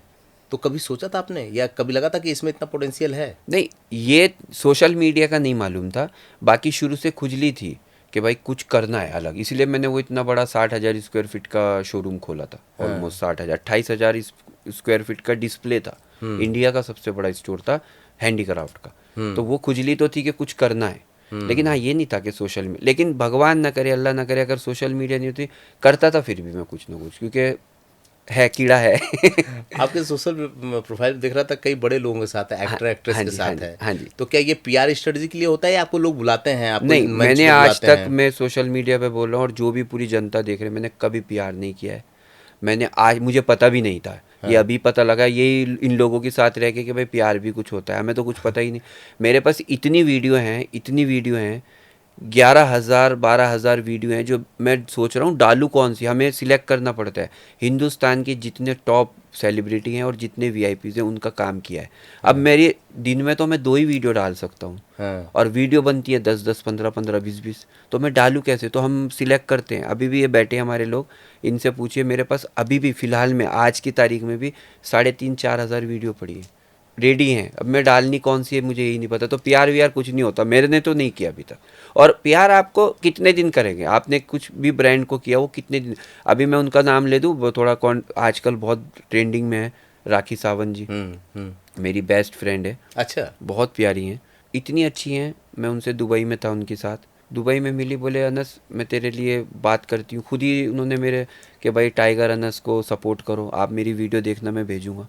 और जिनके 20-22 मिलियन फॉलोवर हैं अपने अपने पेज पे, विदाउट एनी चार्ज, उनको कोई ज़रूरत भी नहीं थी ये बोलने की। तो ऐसे लोग रियल लोग हैं। रंजीत साहब छोटे आदमी हैं, तो वो लोग सिर्फ मिले और काम किया। और आपको एक मज़ेदार चीज़ पता है क्या है कि ये मार्केटिंग का पार्ट होता है बेसिकली, कि आपके कुर्सी पे पॉलिटिशियन भी बैठते हैं, आपके सोफे पे स्टार भी बैठते हैं, और आपने उनकी स्टार के साथ अपने सोफे की वीडियो डाल दी तो वो ऐसे ही पॉपुलर हो जाती है, जबकि इसके लिए लोग करोड़ों रुपए खर्च करते करोड़ों हैं। रुपए देते। तो वो लोग मान जाते हैं आपको इजली देने के लिए कि आप यूज़ कर लो मेरे साथ, मेरे चेहरे को। वो सब सुन रहे होंगे। हाँ। वो इतनी प्रेम करते, मोहब्बत, मतलब उन लोग रियल लोग हैं। मैं कोई लालच में नहीं बोला, मैंने किसी को आज तक नहीं बोला है। हाँ। अगर आप सुन रहे कि भाई मेरे लिए कुछ करो, वो खुद ही बोल देते तू इतना अच्छा काम कर रहा है, करो। अब मैं खुद सरप्राइज हूँ, लोग मुझे बोलते जो आपने क्वेश्चन किया है मेरे पे, कम से कम आज तक के 100 लोगों ने पूछ लिया होगा कि भाई तूने ऐसे कौन सी PR करा है जो इतने स्ट्रॉन्ग तेरे साथ लोग जुड़े हैं। मैं बोला भाई मैंने, अगर मेरे घर के बर्तन तक बिक जाते अगर मैं PR करता इन लोगों को, ये देश के दिग्गज लोग हैं, ये PR क्या 10-20 लाख रुपए लेने वाले लोग हैं। अगर मैं ऐसे बड़े बड़े लोगों को करूँगा तो करोड़ों रुपए तो मुझे चाहिए। इनको क्या पैसों की ज़रूरत है क्या? ये मोहब्बत में होता है। ये जब आप किसी का काम करते हो ना, जब दिल से काम किया जाता है ना, तो फिर ऐसी ही चीज़ें निकलती ये हैं। पॉडकास्ट जो लोग देख रहे होंगे ना, केवल हमारी बातचीत को सुन लें तो उसमें उनको इतनी स्ट्रेटजी मिल जाएगी। जैसे अभी ये बातचीत एक ये बता रही कि अगर आप बिजनेस कर रहे हैं किसी भी फोरम पे, और कभी आपका कोई सामान या कोई चीज़ किसी बहुत बड़े व्यक्ति के साथ डिलीवर होती है और वो आपके सामान से खुश होकर के 2 शब्द आपके लिए कह देता है ना, तो वो करोड़ों की संपत्ति है आपके लिए। कितना आप उस पर बेच लेंगे उन चीज़ों को। कुछ बड़े नाम बताना चाहेंगे, 5-7 नाम जो आपकी चीज़ों को यूज़ करते हो, आपने जिनका डाल रखा हो। मैं ऐसा नहीं कहता किसी ऐसे नाम को डिस्क्लोज करिए, लेकिन जिनका आपने पोस्ट कर रखा कि ये लोग आपका सामान यूज़ करते हैं। नायक निम्बालकर साहब, ओके। अजीत दादा पवार साहब, CM साहब हमारे महाराष्ट्र के, पवार CM साहब, आपकी कुर्सी पे बैठते हैं? शरद पवार साहब आपकी कुर्सी पे बैठते हैं? मेरा तो नसीब है कि वो हाथ ही लगा दे तो मेरी तकदीर खुल गई। हमारे भगवान, हमारे सब कुछ हैं वो। सिर्फ इसलिए नहीं कि वो पॉलिटिशियन में हैं, उन्होंने लाखों करोड़ों लोगों की जनता की सेवा करी है। राखी सावंत हाँ। और मित्तल साहब, और अभी बस मैं किस का नाम, वो अभी आजकल चिकन लेग पीस हाँ। बहुत हमारे ख़ास हैं, बलराज और करिश्मा कपूर, और अभी ऐसे अच्छा, और मज़ेदार बात कि आपने इन लोगों से वो नहीं किया, मतलब इन लोगों ने आपको दिया फ़ोटो कि हम आपकी कुर्सी ले रहे हैं, आप हमारे साथ फ़ोटो ले सकते हैं। हाँ, वो सुन रहे होंगे, कभी मैंने कहा ही नहीं, वो उनका बड़कपन है। और अगर आप लिस्ट बोलेंगे आपके पॉडकास्ट पे डालूंगा, मैं इतने भेज दूंगा आपको, कम से कम 2-3 हज़ार लोगों के नाम। तो ये लोग खरीदे कैसे? मतलब आपके स्टोर आए या आपके विजुअल्स देखे थे? कैसे इन लोगों ने, कुछ कैसे लोगों ने उनकी वीडियो टीम कैसे देखी है, संपर्क की? डायरेक्ट कांटेक्ट किया है। कोई आज तक टीम ने नहीं किया है, हाँ। डायरेक्ट उन्होंने, उनका बड़कपन है कि डायरेक्ट उन्होंने कांटेक्ट किया है। आपने अप्रोच किया? तहलका को जानते होंगे आप? हाँ। दिल्ली वाले, हाँ, वो हाँ। स्पेशली पूना आए मेरे पास। तो अच्छा, इन लोगों ने आपको कांटेक्ट किया? हाँ, इन्होंने कांटेक्ट किया वीडियो के थ्रू, वीडियो के माध्यम से या रिव्यू के through, I don't know, but mostly मेरी वीडियो के थ्रू। आप क्या कहना है, मतलब ये ना एक बिजनेस की ज़बरदस्त स्ट्रेटजी है। जो लोग बिजनेस कर रहे हैं, फर्नीचर वाले ही बिजनेस कर रहे हैं, आपसे दूर जो बैठ के कर रहे हैं, उसको एक मैसेज देना चाहेंगे तो क्या देंगे कि भाई बिजनेस से, इस बिजनेस से घबराओ मत, इसमें बहुत पैसा है? तो कैसे कैसे? मैं तो बोलता हूँ किसी भी बिजनेस से नहीं घबराना है। हाँ। ये फर्नीचर का ही नहीं, कोई भी बिजनेस करो, ईमानदारी से करो, फोकस होके करो, सब्र से करो, हाँ। 100% आप स्टार बनोगे। कोई रोक ही नहीं सकता। भगवान ही चाहे अगर तुम्हें बर्बाद करना है, हाँ। तुम्हारी ज़िंदगी बर्बाद होगी तो फिर तो अलग बात है। बाकी दुनिया में कोई ताकत नहीं है, आप छोड़ ही देते बीच में। मैंने जैसे बोला, को दीवार को धक्का लगा रहे तो फिर तो गड़बड़ी होगी ना, दरवाजों पे मारो ना। मछली को पेड़ पे चढ़ाओगे और फिर बोलोगे यार वो तो साला पेड़ पे मर गई, तो पेड़ पे तो मरेगी ना, उसका काम नदी में। और बंदर को नदी में डोलोगे बोलोगे तो चल नहीं रहा, तैर नहीं रहा, तो बंदर का तो काम पेड़ पे चढ़ना है ना। तो सही चीज़ को सही, अभी फर्नीचर का काम है तो फर्नीचर को कैसे करना है वो भी तो ज़रूरी है ना। अभी मेरा देख के हज़ारों फर्नीचर वाले खड़े हुए और फिर हर हफ्ते खड़े होते हैं, फिर बंद कर देते हैं, फिर शुरू करते हैं, फिर बंद कर देते हैं। उनको लगता है कि चलो हम स्टार बन जाएंगे। कंप्लीट शाहरुख खान सबको पसंद है, उसके पीछे भी तो मेहनत है ना। जैसे आपने बोला, अभी मैं दिख रहा हूँ 4 साल में, लेकिन 4 साल में जो 20 घंटे मतलब अच्छे से मेहनत करी है, मैं वैसा वर्ड यूज़ नहीं करूँगा, बहुत मेहनत करी है, वो तो किसी को दिखता ही नहीं। अभी मैं आपको ये वीडियो पे बोलता हूँ, मेरे को बाइट करा है कुत्ते ने, डॉग ने। ये बताना नहीं था, मैंने किसी पॉडकास्ट पे नहीं बताया। ये मेरा पूरा पैर यहाँ से पूरा बाइट किया हुआ है। अच्छा, इतना और ये लंबा? कल रात हुआ है। अच्छा। और मैं बाइट होके भी अभी एंटीबायोटिक लिए गाड़ी के अंदर, इतनी सारी गोली है, कैप्सूल्स खाए हुए हैं। हाँ। तो अभी जो काम है वो करना है, कुत्ता काटे या बारिश आए या तूफान है, जो काम है वो करना है। तो अपना ज़िंदगी के पिछले 4 साल में यही किया है। तो ये बाइट काट के डॉक्टर ने बोला कि भाई अभी तुम ये पूरा के 2 से 3 दिन रुको, क्योंकि 3rd स्टेज होती है, 1st 2nd 3rd। तो थर्ड स्टेज है, बोले अभी 2 दिन रेस्ट करो फिर जाना।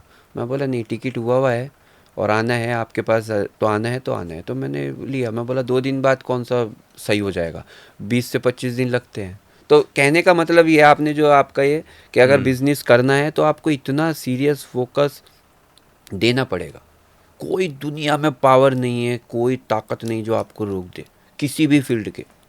अगर मेरे जैसा आदमी जिसके पास 1200 रुपये नहीं थे, मेरी लाइट काट के गए, 1200 रुपये नहीं थे। अच्छा, लाइट कट गई? लाइट कट गई, 1200 1200 किसको बोलते बताइए? 1200 रुपये नहीं थे, चिल्लर कर करके और उस टाइम तो 1200 रुपये भी 12,000 होते थे लॉकडाउन में। लॉकडाउन के बाद टाइम बड़ा दूसरा था। तो किससे ले क्या ले, अंधेरे में बैठे हैं 2 दिन तक, और फिर अब आपके सामने है। मैं कोई कान पकड़ के बोल रहा हूँ, कोई मैं सुपर स्टार या वो तो लोग बोलते होंगे क्या है पता नहीं, लेकिन वह काम में अपना हूँ। ये पहला पॉडकास्ट मेरा है ना जिसको मुझको हाइप पे ले जाने का मन नहीं कर रहा है। मतलब अमूमन हम लोग करते हैं तो हाइप पे भी जाते हैं, उतारते चढ़ाते हैं। इसमें इतनी स्मूथली बात हो रही है और इतनी ज्ञानवर्धक बातें हो रही हैं। मतलब ऐसी कई चीज़ें मिल रही हैं जो ये लगता है कि अगर बिज़नेस में अप्लाई किया जाए तो बिज़नेस आगे जा सकता है। जैसे आपने यही अभी बात की, मैंने शाहरुख खान का भी एक डायलॉग देखा था कि अगर आपको पेन होता है उस समय अगर आप रुक जाते हैं या आपकी तबीयत खराब होती है आप रुक जाते हैं तो वो समय नहीं रुकेगा, समय तो निकल जाएगा, कल आप ठीक हो जाएंगे फिर पछताएंगे। तो उस समय आपको काम करने की ज़रूरत है। तो मैं आपकी कंडीशन समझ सकता हूँ कि अगर आप इस बाइट के चक्कर में रह जाते तो आपके 2-4 पॉडकास्ट शायद रुक जाते। कस्टमर को मतलब टारगेट कैसे करते हैं आप? मतलब ये सिर्फ अपने लिए मत बताइएगा, आप हर बिजनेस के लिए बताइए। कोई किसी भी बिजनेस में काम कर रहा हो तो उसको अपने कस्टमर को कैसे टारगेट करना चाहिए, और जो कस्टमर बन गए वो आपके साथ लगातार जुड़े रहे उसके लिए क्या करना चाहिए? नंबर 1 जो ये कस्टमर का आप बता रहे हो, तो ये कैसे टारगेट किया जाएगा? टारगेट का मतलब अभी देखिए, अगर आप कितनी भी अच्छी बिरयानी, चिकन बिरयानी, और आप नहीं खाते हैं, मैं नहीं खाता हूँ, आप मुझे दे दें नॉन वेज तो मैं नहीं खाऊंगा, वो कितनी भी हाई फाई है। तो हमको पहले ऑडियंस देखनी है, तो हमारा प्रोडक्ट कौन सा है। अभी मेरा जो हैंडीक्राफ्ट फर्नीचर है वो मेरा क्लाइंट्स थोड़ा वीआईपीज है, थोड़ा अलग है, थोड़ा वट वाले लोग होते हैं, ठेठ एकदम जट। तो वैसे वाले लोगों की मुझे ऑडियंस लेनी है और फिर उन्हीं के लिए काम करना है बस। वो गलत थोड़ी है, वो पाप थोड़ी है कि आप बोल रहे हो उनके लिए नहीं। और मेरा इसी तरह मैं ये करता हूँ बस। बहुत से लोग क्लाइंट तो जोड़ लेते हैं लेकिन उसको ले करके नहीं चल पाते, उनके साथ लंबा नहीं रह पाते। हाँ, बस वो जैसे मैंने बोला कि आपको सर्विस देनी है अच्छे से बढ़िया करके।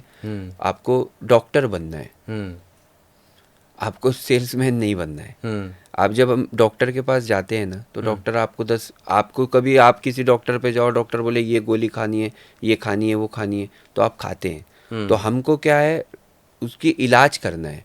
तो कस्टमर को क्या तकलीफ आ रही है, क्या परेशानी आ रही है, एक सवाल नहीं। मेरे पास क्लाइंट्स आते हैं, सुन भी रहे होंगे, मेरे व्यूवर्स भी देखेंगे वीडियो, 6-6 महीने पहले लिया है, हम फ्री ऑफ कॉस्ट देते हैं, कोई सर्विस नहीं है। जो और फर्नीचर वालों के यहाँ जाओगे 6 महीने की वारंटी है, उसके बाद ये एक विजिट चार्ज 20 रुपया, 500 रुपया, 1000 रुपये, 2000 रुपये। हमारा कुछ विजिट चार्ज वार्ज नहीं है। आप 10 साल यूज़ करो, तोड़ फोड़ के लाओ, दूसरा पीस लेके जाओ, जो भी होगा रीजनेबल में करके दे देंगे। ऐसा? हाँ, वीडियो पे बोल रहा हूँ, और ऐसा करते हैं। हज़ारों मेरे क्लाइंट्स है, वीडियो पे डालिए। आपके पास सोफ़ा है, हाँ। आप सोफ़ा लाओ, तोड़ो फोड़ो, चूरा करके दे दो मुझे, मैं ले लूँगा। कितने साल के अंदर? 20 साल बाद दे दो, आप 25 साल बाद दे दो। मतलब क्या आपको अपने प्रोडक्ट पे इतना कॉन्फिडेंस है कि वो खराब नहीं होगा? खराब ही नहीं होएगा। अब आपको या इतना कमा लेते हैं कि दोबारा देने में कोई दिक्कत नहीं होगी? कमाना तो नहीं है ज़्यादा, खाली हाँ मजबूत है, ये बात बोलूँगा। अब मैं आपको जो पूछता हूँ, आप ताजमहल गए हो? हाँ। लाल किला गए हो? हाँ। ठीक है। आप हिंदुस्तान के बड़े बड़े म्यूजियम में भी गए होंगे ऑफ कोर्स। आपने जो दरवाजे देखे हैं वो कहीं के थे? लकड़ी के। लकड़ी के थे, लेकिन वो बताते हैं लोग साखू और सागौन की लकड़ी। अभी वो उनके दरवाजों की कॉस्ट सुनिए, नहीं, लाखों में, 50 लाख, 20 लाख, 30 लाख रुपए के दरवाजे हैं, 1 करोड़ के दरवाजे हैं। तो वो कितने साल पुराने हैं? 500 साल। तो अगर गोल्ड ये मैंने पहना है, अगर इसके बाद किसी चीज़ की वैल्यू बढ़ती है, ज़मीन के बाद, तो किसकी बढ़ती है? वो लकड़ी की। हाँ, लकड़ी की।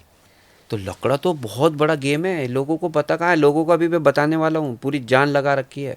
अगर बाइट कराया कुत्ते ने फिर भी आ गया हूँ, तो आप देखो कितना जनून होगा। ये लकड़ा बहुत अलग चीज़ है। आप सोफ़ा लीजिए हमारा, वो मेरा नहीं है, हमारे भारतीय हैंडीक्राफ्ट का, वुड का। आप सोफ़ा लीजिए और 20 साल उसे यूज़ करिए। आज आपने 1 लाख रुपए डाला है, 20 साल के बाद आप उसे बेचने जाएंगे, कितने का बिकेगा मालूम है आप? कम से कम 2 का नहीं तो 1.5 का तो बिकेगा। आपका सोफ़ा? हाँ। जो लकड़ी आप यूज़ करते हैं? हाँ। तो लकड़ा तो यही तो गेम है, इसी वजह से तो आपके सामने बैठा हूँ मैं। ये कौन सी लकड़ी है? क्या ये अब शीशम है। कहानी तो अब शुरू हुई, शीशम तो अब धीरे धीरे खत्म होता जा रहा है। शीशम और बबूल की लकड़ियां बड़ी मजबूत मानी हाँ, जाती लेकिन है। नहीं, हम शीशम में काम करते हैं और दूसरा नंबर सागवान में। तो दुनिया में सबसे महंगा वुड जो होता है, महंगा मतलब जो लॉन्ग लास्टिंग होता है, वो शीशम होता है। हाँ। तो शीशम आप जितना शीशम के आप पारसी लोगों, ये जो चेयर है हाँ। पारसी लोगों के यहाँ, हमारे क्लाइंट्स हैं जो मुंबई कर हैं, जो बेंगलोर से आते हैं, वो बोलते हैं हमको पारसी चेयर चाहिए, तो मैं लेता हूँ एंटीक में। तो इतनी चेयर की कॉस्ट 2.5 लाख रुपया है। और उस बंदे ने जिसने पारसी जो यूज़ करा है उसने ली होगी कितने की, मुश्किल से 500 रुपये की, 400 रुपये की, 50 साल 60 साल पहले। और आज वो 2.5 3 4 लाख की बिकती है। तो यही तो है ब्यूटी इसकी। ब्यूटी ऑफ वर्क क्या है? हैंडीक्राफ्ट जो। और आज मेरा सोफ़ा 20 साल के बाद 1.5 लाख में बिकता है, 1 लाख का लेके। और आप चाइना का सोफ़ा आज लेके 1 साल के बाद बेचो, आपको पैसा तो मिलेगा ही नहीं, बल्कि उसको मजदूर को उठाने का भी देना पड़ेगा कि भाई मेरे भाई इसको लेके जा, इसके 1000 रुपये उठा ले, लेके जा। अब मुझे आपको समझ में आया कि वो गेम क्या है। ये गेम है कि अच्छा। आप भैया 10 साल बाद भी सोफा लेकर, चूड़ तो होगी नहीं, पहले ही बात। शीशम की लकड़ी चूड़ तो हो चूर ही नहीं होएगा नहीं, सकती। कपड़ा गंदा होएगा, फैब्रिक गंदा आप उस होएगा। पे वो मारो फिर से वो बस, चमक बस, जाएगी। बस, बस, बस। अब समझ में आया कि आप जो बेच रहे हैं उसकी कीमत तो और बढ़ रही है, आप बढ़ उसको रही खरीद है। लेकर के उसको और बेच देंगे। Exactly exactly. अच्छा, कॉमन नहीं है, अनकॉमन है। हाँ। ये चाइना का जो आइटम है, जो मलेशिया का है, जो प्लाईवुड MDF है, वो तो कॉमन है।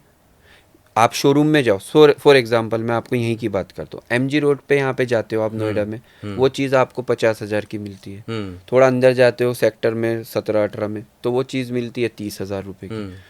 कारपेंटर के पास जाते हो, बना के वो 15 में बना के देता है। और वही कीर्ति नगर में लेते हो तो 60,000 की। तो उसकी तो कीमत ही नहीं, जिस स्पॉट पे जा रहे हैं उसी स्पॉट से उसकी वैल्यू बढ़ रही है। हाँ। कार्विंग का फर्नीचर आप मेरे से लो या दुनिया के किसी, अगर रियल आइटम बेच रहा है तो वही रेट है जो मेरे पास है, वो दूसरी जगह मिलेगा। ब्रांड होता है। ब्रांड होता है। इन लकड़ियों की कोई तो सीमा होगी कि 50 साल, 100 साल, 150 साल, कितने साल चलती होंगी? लकड़ी तो लकड़ी है सर। लकड़ियों को अगर कुछ होएगा, आज पूरी दुनिया में आप कहीं भी चले जाओ, चाहे आप, मैं अभी बीच में मस्कट में था, तो मस्कट के मैंने वो उनकी भीम देखे, मस्क के मस्जिद के। तो मैं उनसे पूछा, तो उन्होंने बोला 75 ईयर्स से भीम बने हुए हैं। तो लकड़े की तो कोई वो ही नहीं है, सीमा ही नहीं है। आप 100 साल, दो, जितना पुराना होगा लकड़ा उतना वजन होता है, उतना मजबूत होता है, उतना टिकाऊ होता है। नवा लकड़ा जितना होगा उतना कम होता, जितना जैसे बोला पुरानी शराब महंगी हो जाती, तो लकड़ा भी पुराना जितना महंगा होएगा उतना महंगा होता जाएगा। तो ये दीमक और घून लगने वाली बात होती है। हाँ, ये जो दीमक और घून है, यह बहुत अच्छा सवाल किया आपने, थैंक यू। ये जो सीज़न नहीं होती है लकड़ी, लकड़ी को सुखाना पड़ता है, 6 महीने का सीज़न होता है। तो जो हमको मिलता है, हम सर्टिफाइड वुड पे काम करते हैं। ओके। भारतवर्ष में 95% कोई सर्टिफाइड, उनको तो पड़ी नहीं है। तो वो आपको कच्चे लकड़े में दे देते हैं। लकड़ा जहाँ गीला है, जहाँ नमी है, वहीं कीड़ा लग जाता है। अच्छा। हाँ, अच्छा, दूसरी बात, जो फर्नीचर वाले मेरा वीडियो देख रहे हैं, मैं किसी के खिलाफ नहीं हूँ, और लेकिन मैं ऐसे लोगों के साथ भी नहीं हूँ। ये लोग क्या करते हैं, कोई भी, जैसे मैं पहले बोला हूँ कि रिश्ता हो या फर्नीचर हो, 6 महीने के बाद अपना रंग छोड़ता है। अब कोई भी रिश्ते में सोचो, आज मेरे से रिश्ता बना और वो जिंदगी भर टिके, अच्छा है, वो 6-8 महीने के बाद तो पता लगता है उसका नेचर, वो कैसा, मैं कैसा, उठना बैठना जब होता है। इसी तरह फर्नीचर है, आज आप यूज़ करेंगे, आज अच्छा दिख रहा है, इसको बैठो तो इसकी सीटिंग तो देखो, इसकी लकड़ी की फिटिंग तो देखो, मौसम तो आने दो बरसात का, बारिश का, बारिश के मौसम में कीड़ा पकड़ता है लकड़ी को। बात तो सही है। तो फिर वो जब कीड़ा लगता है 6 महीने के बाद, हम तो बहुत सस्ता लेकर आए, तो वो उनके साथ धोखा होता है, बहुत ज़्यादा धोखा है। मैं बोलता हूँ शायद ही इस दुनिया में किसी और काम में इतना धोखा हो जितना फर्नीचर में। लोगों को बर्बाद करके रखा हुआ है, कुछ फर्नीचर वालों में, सब में नहीं। इसीलिए वो शिकायत करते हैं कि हम ब्रांड नहीं बनता। हाँ, और इसलिए फर्नीचर वालों का रिव्यू, आदमी के कान में आग लग जाए ऐसे रिव्यू मैं देख लेता हूँ किसी के रिव्यू। मैं बोला क्या, क्योंकि धोखाधड़, पूरा धोखा चल रहा है। आपको बहुत से अवार्ड भी मिले हैं जी, कुछ नेशनल, कुछ शायद इंटरनेशनल भी हैं। किस तरह के अवार्ड मिले आपको? ये फर्नीचर में जैसे बेस्ट डिज़ाइन का, हम 10x10 के, अगर आपका कार्विंग का एक मिथ्या है, आपने भी सुना होगा कि जो कार्विंग का फर्नीचर होता है वो बहुत ज़्यादा बड़ा होता है। हर सेकंड कस्टमर क्या बोलता है कि यार हम फर्नीचर तो बहुत पसंद है, लेकिन हमारा घर थोड़ा छोटा है। 2 BHK में इतना बड़ा फर्नीचर कहाँ रखे, 1 BHK में। तो ये मिथ्या हमने ख़त्म करी, हमने कार्विंग का फर्नीचर छोटे फ्लैट के हिसाब से बने, 1 BHK स्मॉल फ्लैट में। आपका 1 BHK फ्लैट है, 1 BHK से तो छोटे में कोई रहेगा नहीं नॉर्मली फैमिली। तो 1 BHK में मैं आपको रॉयल लग्जरी फर्नीचर दूंगा जो जगह कम लेगा, यूज़ बड़ा होएगा। इस बात का मुझे अवार्ड मिले, बेस्ट डिज़ाइन के अवार्ड मिले, बेस्ट वुड के मिले हैं। ओके। हाँ जी। और आप एक बात शुरू में बोले थे कि भारत के कल्चर को प्रमोट कर रहे हैं, यहाँ के हेरिटेज को प्रमोट हाँ कर जी, रहे हाँ हैं। जी। ये क्या है, क्या कॉन्सेप्ट है, किस तरह से इस पे काम करते हैं, वो भी बताइए। हाँ, ये जैसे हमारा हैंडीक्राफ्ट है, जो पुराने अभी चाइना है, चाइना को बोला जाता है कि भाई बहुत इंस्टेंट चीज़ें बनती हैं, चमक दमक की बनती है। दुबई है तो वो गोल्ड पे बहुत फेमस होता है कि गोल्ड की। तो इसी तरह हमारा जो देश है ना, हमारे जो संस्कृति है, वो फर्नीचर के थ्रू जो संस्कृति जो पुराने नक्काशीकार काम कर रहे हैं वो कर रहे हैं, तो मैं उसको प्रमोट कर रहा हूँ, मैं वो बता रहा हूँ। ये जो पिछले शायद लॉकडाउन के टाइम से पहले लोग हैंडीक्राफ्ट को पसंद भी नहीं कर रहे थे ज़्यादा। हाँ। तो बोलते थे यार हमारा घर का थीम अलग है। आज मैं नाम रिवील नहीं कर सकता क्योंकि उन्होंने स्पेशली मुझे कॉपीराइट दिया हुआ है। मैंने अच्छा। हाँ, तो जो टॉप 5 स्टार होटल है इंडिया का, वो आपको भी पता ही है, उसके मैंने सारे रूम बनाए हैं। मुंबई में भी बने हैं, बेंगलोर में भी बने हैं। अच्छा। हाँ जी, और ये इस चंद 3 साल में बने, और वो अभी भी हमारे पास ऑर्डर चल रहा है उनका, और अभी भी उन्होंने मार्च के बाद मुझे बुलाया है। कितने एम्प्लॉय कुल होंगे आपके पास? हमने 15,000 एम्प्लॉयमेंट दे रहे हैं। हाँ। बाकी 75 लोगों की टीम है। अच्छा, तो ये जो बड़े बड़े काम लेते हैं खुद आप लेते हैं या इसको कॉन्ट्रैक्ट पे दे देते हैं? नहीं नहीं, कॉन्ट्रैक्ट नहीं लूँगा मैं कुछ भी करूँगा, जो मेरी औकात है, जितनी मैं जितना कर पाऊँगा उतना। मुझे फ्रेंचाइजी के लिए हमारे को 70 से 80 कॉल आते हैं, बल्कि मैं रेगुलर बता रहा हूँ, एवरेज। इसके बाद भी आएंगे, इसके बाद भी लोग सोचेंगे कि देते हैं कि आप तो बता तो दिए। हमने बोला है कि फ्रेंचाइजी नहीं देंगे, अब दूंगा बाद में फ्यूचर में, हाँ। लेकिन अभी नहीं देना है, क्योंकि अभी मैंने बहुत मेहनत करी है, यहाँ तक आया हूँ। फ्रेंचाइजी में क्या होता है, हमारा आइटम मशीन वर्क नहीं है, हाथ से बनता है, तो सामने वाले पे मैं कैसे भरोसा कर लूँ? अच्छा, वो देगा मेरे को सुन के, और उसने नहीं सही कुशन, गादी, फॉर्म, पॉलिश ये सही नहीं किया, तो कस्टमर फंस जाएगा। तो मैं बोला कि अभी कोई ऐसा तो है नहीं कि मशीन वर्क है कि फ्रेम बना हुआ है, डाल दिया, दे दिया, चलो भाई एक ही सेम, जैसे KFC का चिकन है तो पूरी दुनिया में एक ही जैसा है, मैकडोनल्ड्स का। हमारा फर्नीचर ऐसा नहीं है। मैं जो बनाऊंगा, अभी माँ के हाथ की रोटी, माँ ने एक रोटी बनाई, दूसरी रोटी बनाएगी तो थोड़ी राउंड कम होएगी, थोड़ी छोटी होएगी, इसी तरह है। तो इसलिए फ्रेंचाइजी अभी मेरा प्लान नहीं है। बाकी कोई अच्छा आता है तो मैं करूँगा, अगर अच्छा कोई सपोर्ट करने आता है। मतलब आप अपने ब्रांड की क्रेडिबिलिटी बनाए रखने के लिए आप लालच में नहीं गए कि लालच पैसा नहीं में नहीं। कमाना है, कम बेचेंगे, कम करेंगे, लेकिन हम सॉलिड देंगे। हाँ जी, अब आप बोल रहे हो तो मैं एक और बात बताता हूँ। मुंबई के जो सबसे बड़े, नाम नहीं लूँगा, हैं, सबसे बड़े बोला जाता है उनको फर्नीचर में, और उन्होंने मुझे ऑफ़र दिया है। अच्छा। हाँ, उन्होंने बोला कि आप ये जो वर्ड यूज़ करते हैं, देश का फर्नीचर, और ये मत यूज़ करिए, और हमारे पीछे फर्नीचर पे पीछे नाम ये डाल दीजिए, और हम आपको सो एंड सो अमाउंट देंगे। तो मैंने माना नहीं हूँ। अगर मुझे पैसा लेना होता तो वो भारत के सबसे बड़े एक्सपोर्टर माने जाते हैं, इंपोर्टर माने जाते हैं, जो लाते हैं। जब आपने ये सवाल पूछा तो 2-3 सवाल पूछना बड़ा ज़रूरी हो जाता है। एक तो ये कि लॉकडाउन की बार बार आप बात कर रहे हैं, सरकार ने लोकल फॉर वोकल की मुहिम चलाई थी, उसका क्या लाभ मिला आपको? क्या सच में बिजनेस करने वालों को, घरेलू बिजनेस करने वाले लोगों को उसका लाभ मिला, जो प्रधानमंत्री ने और तमाम लोगों ने ये मुहिम चलाई थी? हाँ, काफ़ी मिला है, हमें भी काफ़ी मिला है, काफ़ी अप्रिसिएशन मिलता है। लोग, बहुत सारे लोग तो, हम आंखों में आंसू आ जाते हैं। लोग ऐसा करते हैं कि भाई तुमने इतना काम किया, तो हम बोलते हैं भाई हम कहाँ, हम कोई बड़े ज्ञानी बाबा, पंडित बाबा या कोई मोटिवेशनल तो है नहीं, लेकिन वो बोलते हैं आपकी वजह से हमारा, लोग दुआएं देते हैं। तो मेरे फैमिली में हमारी अम्मी बोलती हैं, और वो बोलते हैं कि तेरा कुछ गड़बड़ हो नहीं सकता क्योंकि तेरे पीछे दुआएं हैं। दुआएं बहुत हैं। तो मैं बोलता हूँ, जैसे इमोशनल बात है, जब एक सोफ़ा बनता है तो उसके पीछे बहुत सारे लोग दुआएं करते हैं कि यार इनका सोफ़ा, हमारा सोफ़ा बिकेगा तो हमको दूसरा ऑर्डर मिलेगा। और ऐसे ऐसे लोग हैं, हैंडीकैप्ड लोग हैं भारत के, जो जिनको हाथ से नहीं चल रहा है, वो नशकारी कर रहे हैं, कटिंग कर रहे हैं। अब हमें तो ऐसा लुक रखना पड़ता है क्योंकि मीटिंग है, कहीं पे जाएंगे तो सब करना पड़ता है, लेकिन हम देसी लोग हैं, प्योरली देसी। और जब तक ज़िंदा हूँ और जब तक मेरी फैमिली आएगी, मैं यही देश के हैंडीक्राफ्ट को, मुझे कोई करोड़ रुपए का लालच दे, 10 करोड़ का दे, मैं करूँगा नहीं। जब आप देसी की बात करते हैं, देश का पैसा, देश की तरक्की, देश की इकोनॉमी बढ़े, देश के लोगों से काम कराते हैं, देश में ही सब कुछ बेचते हैं, तो देश के लोग कितना बाउंस बैक आपको देते हैं, कितना सपोर्ट करते हैं इस अपने लोकल सामान के लिए? भयंकर सपोर्ट कर, ये भयंकर ही तो सपोर्ट है। मेरे जैसे मिडल आदमी को, जिसके पास कुछ भी नहीं है, 1200-1500 रुपये नहीं है, जिसको यहाँ तक बिठा दिया है। आज हिंदुस्तान के टॉप रिचेस्ट फैमिली के घर में मेरा फर्नीचर है, इससे बड़ी बात। और उनके फ़ोटो मेरे पेज पे हैं, मैं बातें करूँगा नहीं, मेरे इंस्टाग्राम पेज देख लो, मेरा यूट्यूब चैनल देख लो, मेरे रिव्यू पढ़ लो, सब दिख जाएगा। और वो लोग ऐसे हैं कि वो अगर मैं गड़बड़ कर दूँ तो मुझे पाताल से उठा के ले आए। इससे ज़्यादा क्या बोलूँ। तो उन लोगों के घर पे मैं पहुँच गया हूँ, तो ये प्यार ही तो है, ये प्रेम ही तो है। मुझे डायरेक्ट कॉल करके बोल रहे हैं, आप जैसे प्यारे इंसान, इतने आपने मुझे यहाँ नोएडा से, पूना से बुलाया है नोएडा में, तो ये आपका प्रेम ही, आप लोगों के तो प्रेम है। मैं क्या हूँ, कुछ भी नहीं। हाँ, लेकिन मैं अपना काम कर रहा हूँ, मैं सही को सही, गलत को गलत। मैं कोई बड़ा कुछ वो नहीं हूँ, मैं अपना कोई तारीफ़ करने बैठा नहीं हूँ और कर भी नहीं सकता आपके सामने, लेकिन मुझे बताना है। नहीं नहीं, मज़ेदार। आप बताने वाली बात नहीं है, आपके वो पेजेस, सोशल मीडिया के पेजेस ना चिल्ला चिल्ला के बोल रहे हैं। मैं बोलूँ ना बोलूँ, आप बोले ना बोले, वो तो दिख रहा है दुनिया को।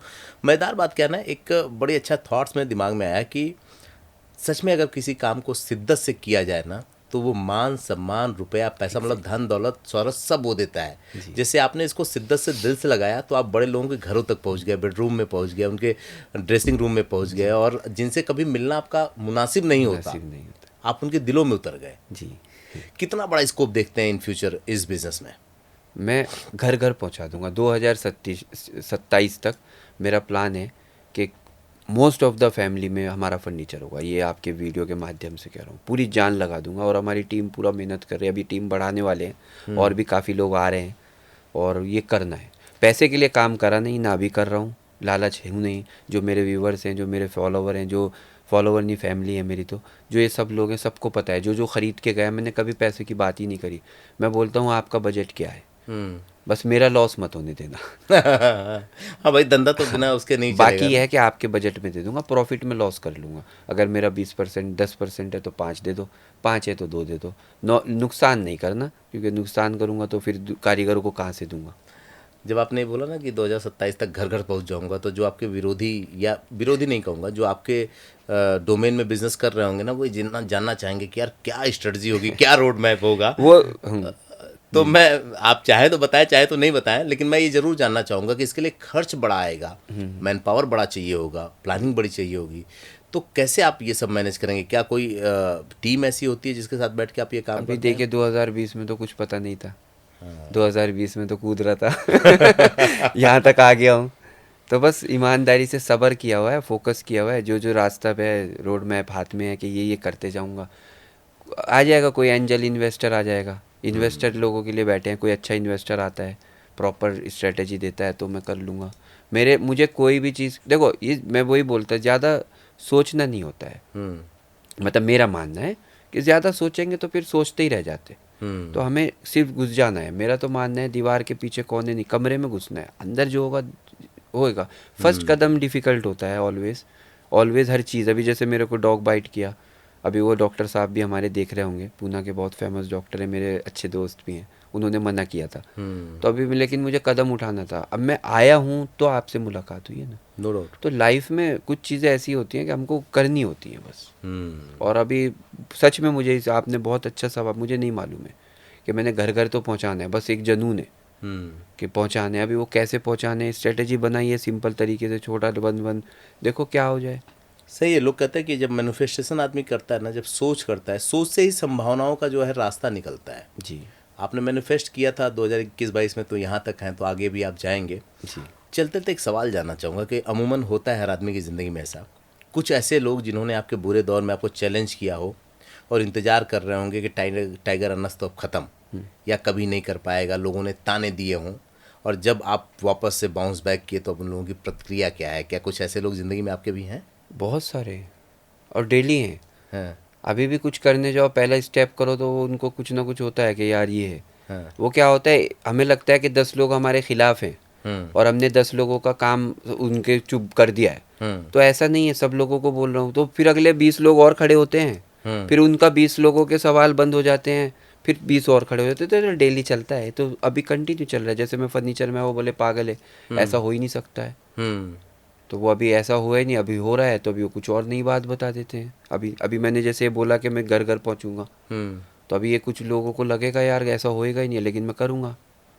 डिवाइन एनर्जी है ना, ऊपर भगवान बैठा है, दुआएं हैं नीचे, इतने सारे लोग हैं, तो कुछ कैसे हो सकता है गलत। ऐसे लोगों से निपटते कैसे हो आप? मैं सिर्फ स्माइल करता हूँ। मैं बोला यहाँ तुम यही करो, क्योंकि और तो उन पे बेचारों पे ऑप्शन भी नहीं है और उसमें घुसने की ज़रूरत भी क्या है। कभी ऐसा हुआ कि टाइगर रनर्स इतने पॉपुलर होना है, इनकी रील जो है लाखों में जा रही है, इतने लोग देख रहे हैं, तो आपके ऊपर मीम्स बनने शुरू हो जाए, आपके विरोधी आपके ब्रांड के बारे में कुछ गलत सलत वीडियो बनवाने लगे हों?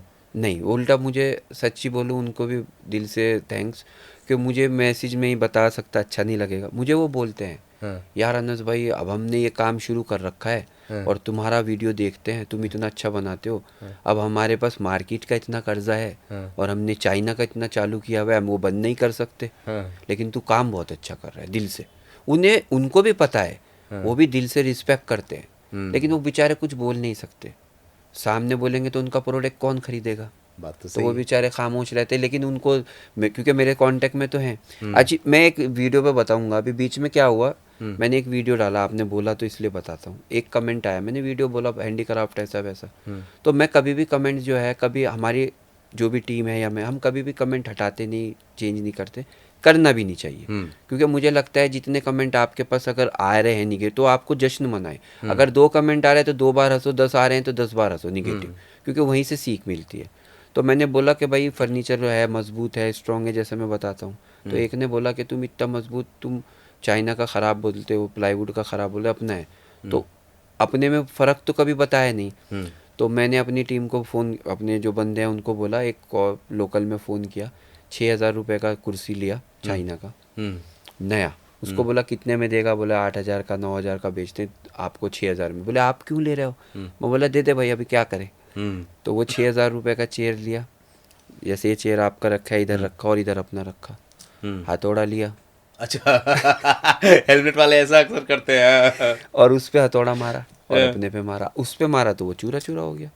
तो अभी मैं बोला भाई अभी ये तो तुम्हारे सामने लाइव एग्जाम्पल है, 6,000 बर्बाद कर दिया। 6,000 बर्बाद कर दी, लेकिन वो बताने के लिए। अब मैं उसको सवाल का जवाब, वो कभी जिंदगी, वो मेरा फॉलो, उसने कमेंट किया, मैंने वो रिव्यू में भी डाला, उसको वीडियो भी डाला, बोले आपने आंखें खोल दिया यार, हमें तो इमोशनल कर दिया। तो मैं यही करता हूँ, तो मैं तो खुशी मनाता हूँ, क्योंकि पता कैसे लगेगा अगर आप, अभी मुझे ये बात उसने बहुत जल्द बता दी, तो मैंने बता दिया कि भाई अब जितने भी और हैं लोगों को भी पता लग गया। क्या ना कि कई बार ना आइडिया ना महान बनाता है, और ये एक ईमानदारी ये थी कि चलो 6,000 मेरे तो बर्बाद होंगे, लेकिन मैं ये साबित कर दूंगा कि इस 6,000 से बेहतर मेरा क्यों है जी, और इसकी वजह से जाने कितने लोग जागरूक भी होंगे जी। तो अनस आप बहुत शानदार काम कर रहे हैं एक तो, और Thank you मुझे so लगता है कि आज की बातचीत बड़ी मतलब बेहतरीन रही उन लोगों के लिए भी जो बिजनेस करना चाहते हैं, जो ऑलरेडी बिजनेस कर रहे हैं, जो इस सेगमेंट में बिजनेस कर रहे हैं और जो दूसरे बिजनेस भी कर रहे हैं। उनको ये तो समझ में आ ही गया होगा कि बिजनेस करने के लिए क्या ज़रूरी है, किस तरह की सोच होनी चाहिए, किस तरह की ईमानदारी होनी चाहिए, कस्टमर को क्या देना चाहिए,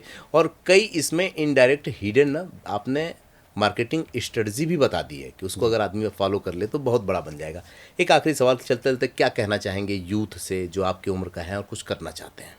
अगर कुछ भी कर रहे हैं, किसी भी फील्ड में है, मैं फिर वापस से सोशल मीडिया का बोलूँगा, एक साइड में सोशल मीडिया को पकड़ के रखो। अगर कुछ सपने बड़े हैं, ज़िंदगी में कुछ बड़ा करना है, क्योंकि इससे बड़ा प्लेटफॉर्म, इससे बड़ी ताकत, इससे बड़ी पावर तख्ते हिला देगी। सोशल मीडिया में ही एक ऐसी ताकत है, तो सोशल मीडिया पे लगे रहो, ईमानदारी से काम करो। और मैं इसके अलावा मुझे पता ही नहीं, ये 2-3 चीज़ें आती हैं, मैंने कोई ऐसे टेक्निकल चीज़ें सीखी नहीं है, बस मुझे पता है कि यही करना होता है और यही मैं कर रहा हूँ। मैंने कुछ भी नहीं और कुछ ना सीखा है ना, मुझे ऐसा लगता है कि बस यही काम करना है ज़िंदगी में, और यही मैं सबको यूथ को बोलता हूँ। और कहीं भी कुछ भी है, कोई डॉक्टरी कर रहा है, कोई MBA कर रहा है, एक साइड में अपना चैनल चालू करो, क्योंकि आपका जो मैसेज है ना, आप दुनिया को मैसेज कैसे दोगे? बंद कमरे में हम 5 लोग बैठे हैं, लेकिन आपकी वीडियो के माध्यम से मैं 5 करोड़ लोगों पे भी, 50 करोड़ लोगों पे भी जा सकता हूँ और जाऊँगा। तो ये बड़ी पावर है, ये पावर, और यही आपके बिजनेस को खड़ा किया है। And thank you so much, आपने बुलाया, और बहुत प्यारा काम कर रहे हैं, दिल से काम कर रहे हैं, रियल स्टार हैं, बड़े बड़े हुनार दिग्गजों को, कोहिनूर के हीरो को अपने पेज पे लाते हैं, ये खुद किंग मेकर हैं। सच ए नाइस पर्सन, मुझे बहुत अच्छा लगा। और मुझे लग रहा था कि भाई मुझे थोड़ा रास्ते में हो रहा था कि यार मैं जा तो रहा हूँ, कि मेरा एक्सपीरियंस कैसा रहेगा, क्योंकि पेन बहुत हो रहा है पैर में लेकिन मैं इसीलिए इस तरह बैठा हूँ, मेरी आदत नहीं है ऐसे बैठने की। और यहाँ आके मुझे लग रहा है कि अगर दूसरे पैर में भी बाइट होता था तो तभी भी आना वर्थ इट था। Thank you so much, and thank you. Follow करो भाई को, मतलब सपोर्ट करो, और जितने भी अपनी ताकत दिखा दो महाराष्ट्र की, मेरे जितने भी फैमिली है सब भाई को सपोर्ट करो, मैं बोल रहा हूँ। थैंक यू, जय महाराष्ट्र। जो सबसे ज़बरदस्त बात क्या है कि आपके अंदर बहुत पोटेंशियल है ईमानदारी के साथ, और जिसकी भी इबादत करते हैं ना उस पे भरोसा रख के आप अपने काम को करते जाइए। और यकीन मानिए, लिखने वालों ने लिखा है, बुज़ुर्गों ने ये कहा है कि हिम्मत मर्दा और मदद खुदा। अगर आप हिम्मत तो करो, चलने की कोशिश तो करो। जैसा अभी अनस जी कह रहे थे कि कमरे के बाहर क्या है वो देखने की ज़रूरत नहीं, कमरे तक तो चलो। और मैं भी कई बार कहता हूँ कि जब धुंध बहुत गहरा हो और आगे 3 फीट की दूरी भी नहीं दिखाई दे रही हो, तो आप 1 फीट तो आगे चलो, 2 फीट तो अपने आप क्लियर हो जाएगा। एग्जैक्टली। मुश्किल क्या होती है ना कि कई बार हम घर से बाहर नहीं निकलते और तमाम ऐसे तर्क खुद को डिफेंड करने के लिए गढ़ लेते हैं जो हमारे हार का कारण बनते हैं। तो आज के पॉडकास्ट में आपको बहुत कुछ ऐसा जानने और सीखने को मिलेगा जिस पे अगर आप अमल करें तो एक अगला माइलस्टोन तो आप भी क्रिएट कर सकते हैं। उसके बाद भी अगर आपको तमाम सवाल हैं तो लिख भेजिए। अनस जी से कांटेक्ट करना है तो आप इनके सोशल मीडिया पे चले जाइए, वहाँ से सीधे इनसे कांटेक्ट भी हो जाएगा। और लगता है कि कुछ और सवाल जवाब बाकी रह गए हैं तो कमेंट में लिख भेजिए, फिर दोबारा बैठ लेंगे हम लोग। और तब तक आप भी इंतज़ार कीजिए और मैं भी करता हूँ।